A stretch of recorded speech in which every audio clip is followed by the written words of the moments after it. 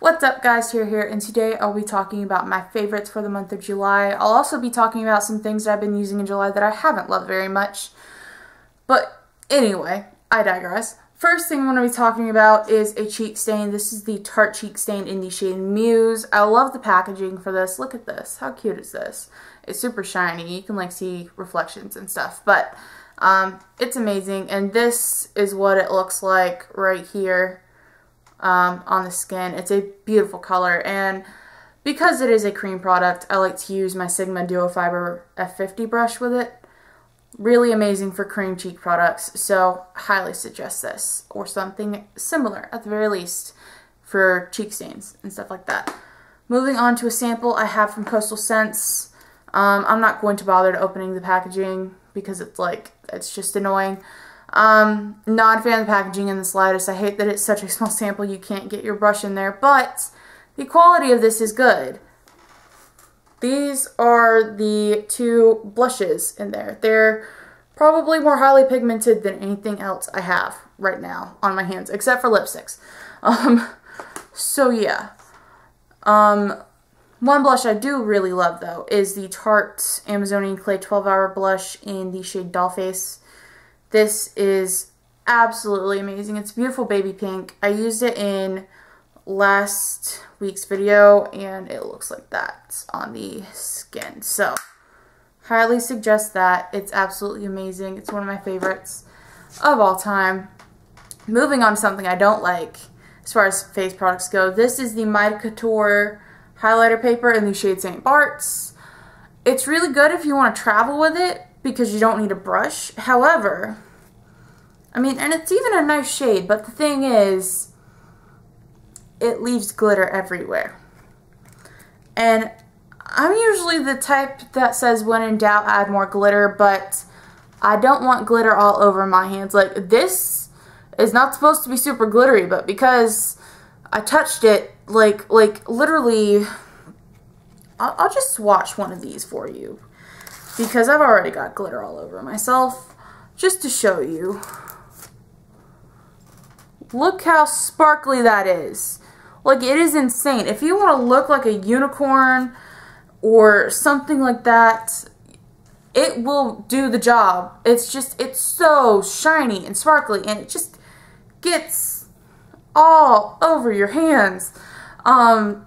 So don't suggest that unless you have like some makeup wipes nearby. This is the City Color Be Matte Bronzer in the shade Toasted Coconut. I don't hate this as far as I don't hate the color. It does leave you a little orange if you're not careful, but as long as you remember to tap off the brush before you use it, which I do with pretty much everything anyway, it's not that much of a problem. It's a nice shade. Will I repurchase it? No. Just because it's not one of those things where you can use without thinking. However, the main reason I hate this, watch. I'm making sure it's closed. I'm like pressing down on it. The glass broke. The packaging is total crap. It is the cheapest packaging I've ever felt. And I hate it. I will finish using it. I will not repurchase it. Because it's just awful. However, moving on to something that I have nothing but rave reviews to talk about are all of my eye products. First, I'm going to talk about 3 MAC eyeshadows. The first one is Sketch. It's a velvet finish, and it looks like this. It's gorgeous. I love it because it makes my brown eyes pop. So, really love this. Absolutely suggest it. Next, I have All That Glitters. It's a Volux Pearl, and All That Glitters is probably my favorite MAC eyeshadow I've ever used. Ever. I've only used 3, but like favorite one out of the 3 ever. Like, I've got a significant dent in this. Whereas, like, I don't have a very significant dent in any of my eyeshadows. I love this. I highly suggest this. Get this. Moving on, this is the first MAC eyeshadow I ever got. This is MAC's Moleskin. It's a matte finish. This one is also amazing. I used to use this all the time for filling in my eyebrows. Don't use it for filling in my eyebrows anymore. I've converted to using a pencil, but it is a perfect shade for my eyebrows, and it's just really, really easy to work with. It looks amazing with All That Glitters. I cannot say enough about this. This is also amazing.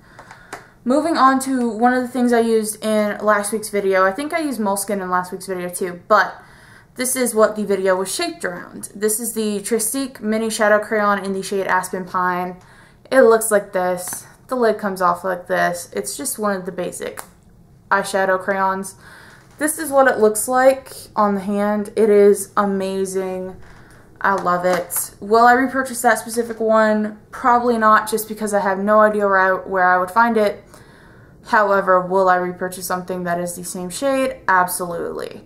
It's amazing. Moving on to a palette I've been using. I try and use palettes. At least once a month I like to have a palette that is somewhat like a small palette. Or I like to have a palette of some sort in with my makeup bag at any given time. This is the one I used this month. It is the Naked Basics palette. It's the first one. I used it today. It's amazing. I used the shades WOS, Naked 2, and Venus today. Just a very simple eye makeup look, and I absolutely love it. It's definitely one of those things that, like, if someone's a beginner, get them this. It's good. Moving on to probably my all-time favorite makeup product ever. This is the Tarte Lights Camera Lashes Mascara. I've tried the waterproof version. I've tried the really fancy Lights Camera Flashes version. I hated the waterproof. I like the Lights Camera Flashes alright, but this is amazing. I love this so much. Literally, I just can't say enough good things about this. The only thing I have an issue with is the price, which is why I have a little tiny sample size. Because I get sample sizes of this fairly often, and there's no point in not using it. So, yeah, I highly suggest this. I absolutely love this. Would not want to live without this. I have to live without it because it's $20, but if I have the money to buy it, I will buy it type deal, because it is amazing. Moving on to lip products, I have 3 lip products, one of which I did not use, but I thought I'd mention because it was in with my picks of things that I was going to use this month. This is the L'Oreal lipstick in the shade Refined Ruby. I really like the packaging for this. This is what it looks like on my hand. On my hand, you can't really see it as true to color as you would normally. This is a very dark red. This is perfect for fall and winter. I've worn it in videos before, if I remember correctly, and it is a very dark red, but it is a very nice red, so I highly suggest this. Moving on to a favorite that I will probably repurchase and repurchase and repurchase until they just stop making it. This is the NYX Butter Lipstick in the shade Pops. This is what the packaging looks like. It's not the prettiest packaging. It does feel kind of cheap, but I have never been disappointed by a NYX product. NYX is my favorite drugstore brand. I absolutely love it. So, highly suggest this. That is what it looks like on the skin. So, yeah. And moving on to the lipstick I'm wearing right now. This is the Bella Pierre Cosmetics lipstick in the shade Pink.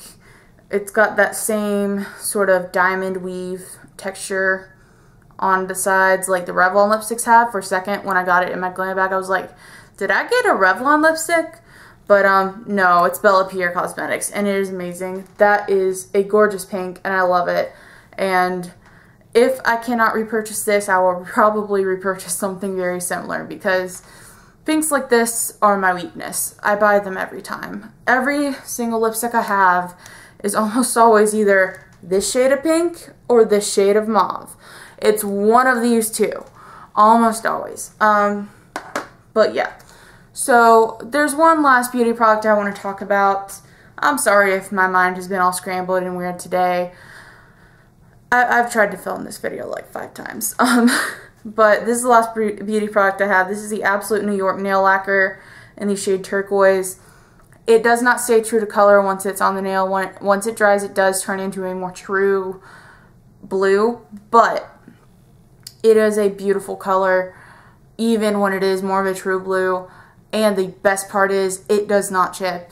Literally, I can tell usually when my nails are about to chip. Like, I've gotten to the point where it's like, okay, so they're going to chip either today or tomorrow. Like, I can look at them and tell.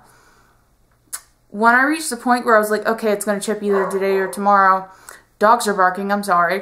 When I get to the point where it's like, okay, they're either going to chip today or tomorrow, with this one, I can still wear it for several days before it actually does enough damage for me to be like, must take this off, must reapply color. It is amazing. Again, I'm sorry for the barking dogs. I wish they weren't barking. Moving on to non-beauty favorites. Got my handy dandy list on my handy dandy phone. First thing I'd like to talk about is... Sorry, my phone's acting strange. First thing I'd like to talk about is shows I've been watching on Netflix this month. I finished Pretty Little Liars.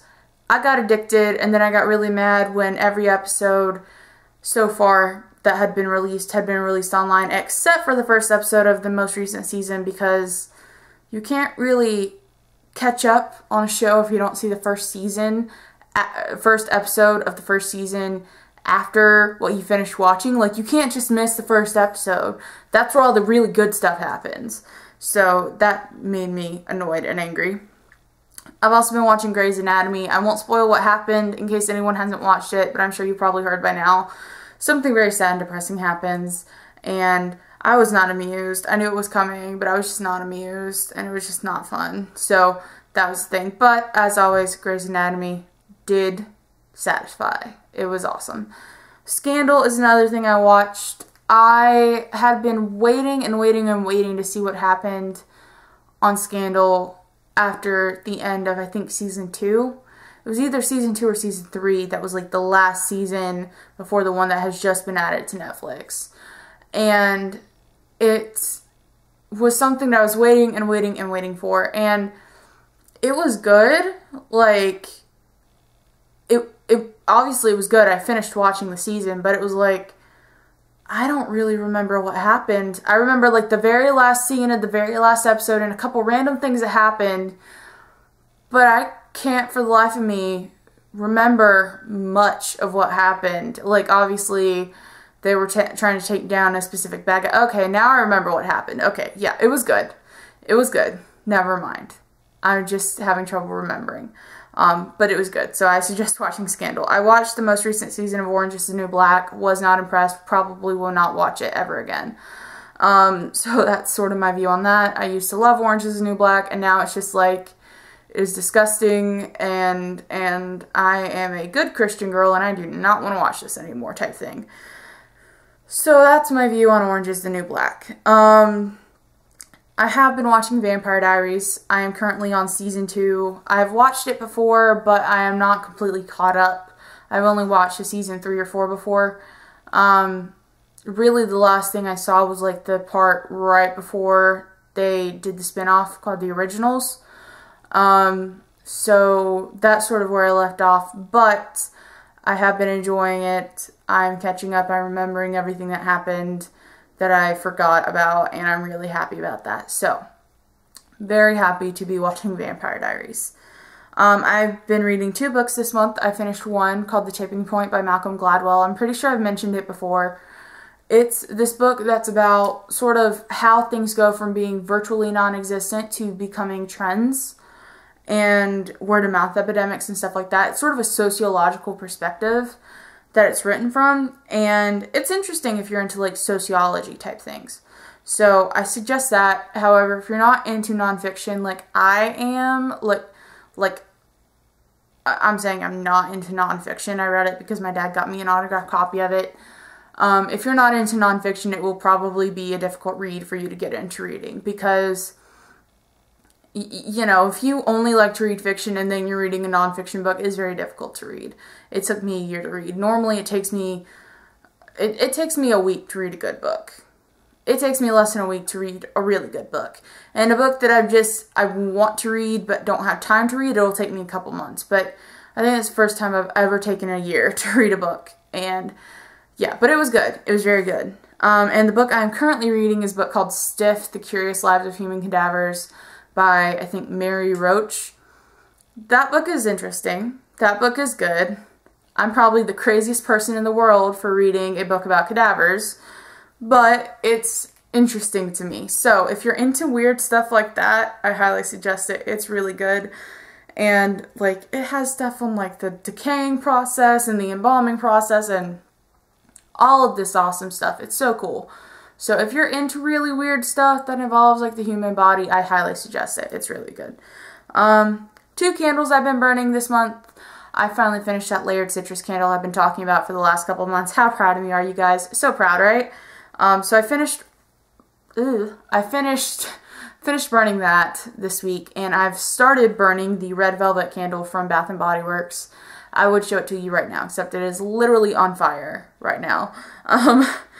Food I've been loving are frozen pizzas, in particular the Kroger brand microwavable pizzas. They are so good, and I love them so much, and I'm probably going to have one for lunch right after this.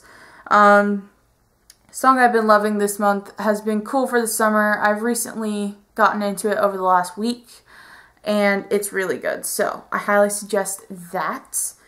And I've been playing 2 games. One I finished, that's Lego Harry Potter Years 1 through 7. Excuse me. And the other one is Yoshi's New Island. They are both for the DS. Technically, Yoshi's New Island is for the 3DS only, but they're both really good. I'm happy I finished Lego Harry Potter, and I am almost done with Yoshi's New Island. So, yeah, those are all my favorites for this month. I hope you guys enjoyed this video. Be sure to check out Monday's vlog, and I will talk to you guys in the next video. Bye!